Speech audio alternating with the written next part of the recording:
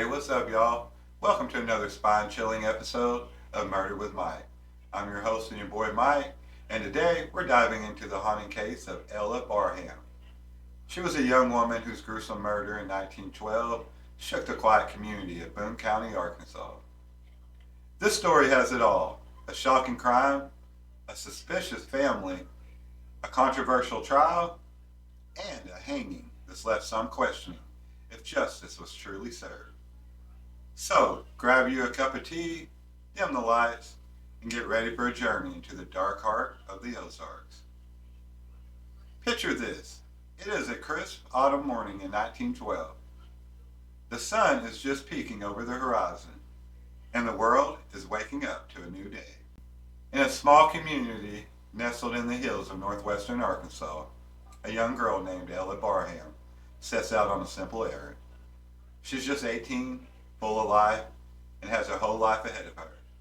But little does she know, she's about to become the tragic center of a case that will leave everyone questioning the very fabric of their small town.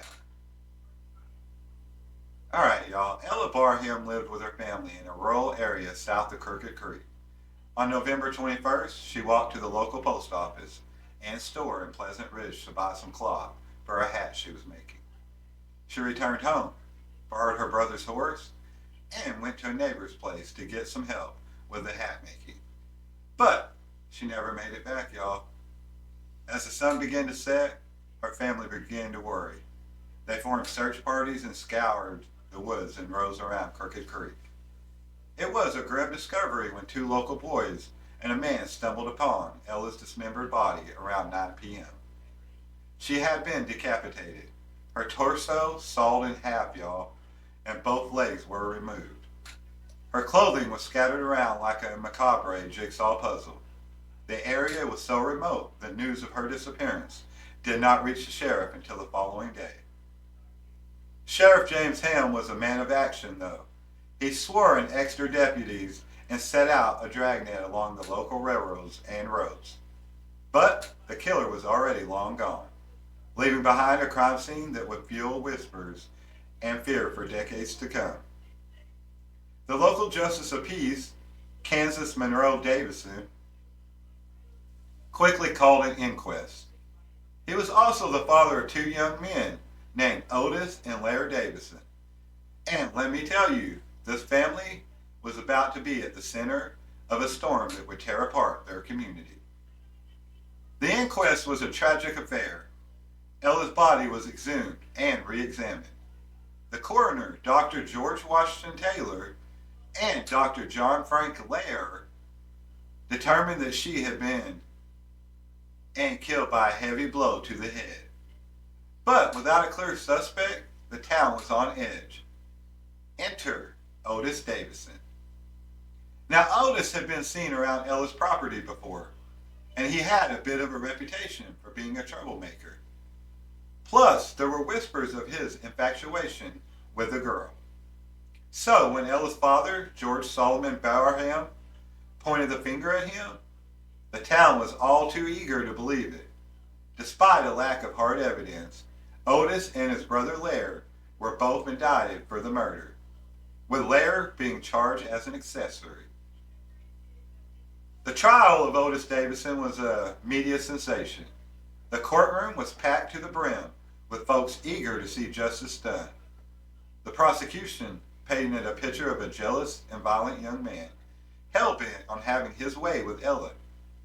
Defense attorney B.B. Hudgens claimed that the evidence was purely circumstantial.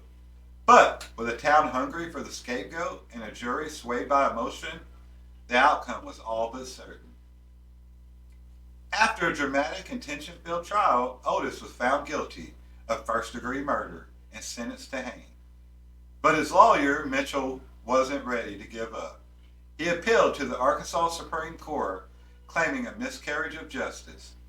The court, however, held up the decision, and Otis was sentenced to hang in August of 1913. The day of the hanging was a grim affair. Thousands of people flocked to Harrison to witness this event.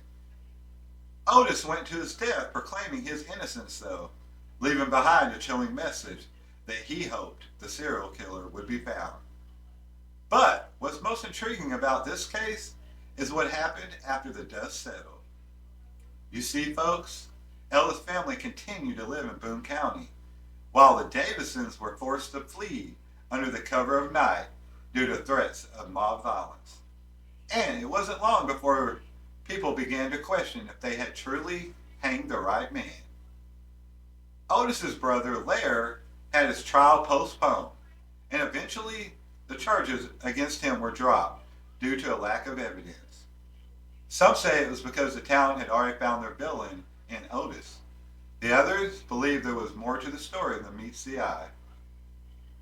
The Barham family remained in the area, haunted by the memory of their daughter's brutal murder. But the Davison family, they were never quite able to shake the shadow that had been cast upon them. So, was Otis Davis truly guilty of a hasty judgment, just a victim, a town desperate for closure? It is a question that's been debated for over a century.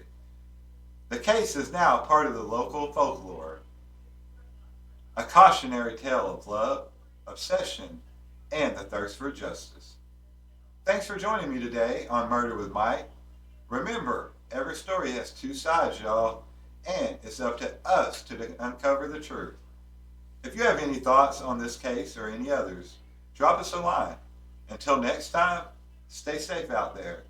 This has been Murder with Mike, where we explore the dark side of history, one grisly story at a time. If you enjoyed this episode, hit the subscribe button and leave us a review. And tell your friends to tune in for their weekly dose of true crime. Until next week, keep the lights on and the whispers at bay. Good night, y'all.